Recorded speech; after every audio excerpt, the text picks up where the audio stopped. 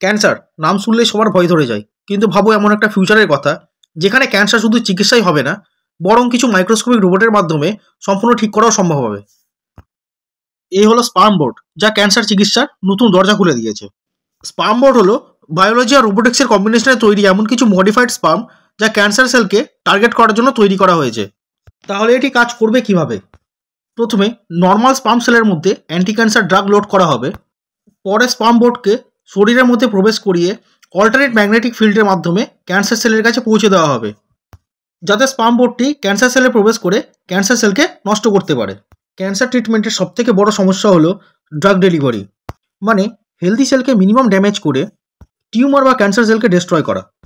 আর এখানে sperm boards একটা unique solution নিয়ে আসে, কারণ স্পার্মরা খুব ভালো ন্যাচারাল সুইমার হয়।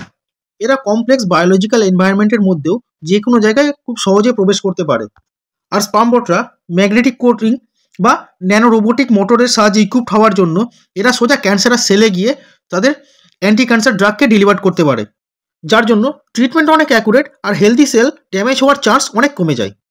তাই ভবিষ্যতে আরও উন্নত আর নিখুঁত ক্যান্সারের চিকিৎসা আর ক্যান্সার মুক্ত পরিবেশ তৈরি করতে স্পার্ম বোর্ড একটা গুরুত্বপূর্ণ ভূমিকা পালন করতে পারে।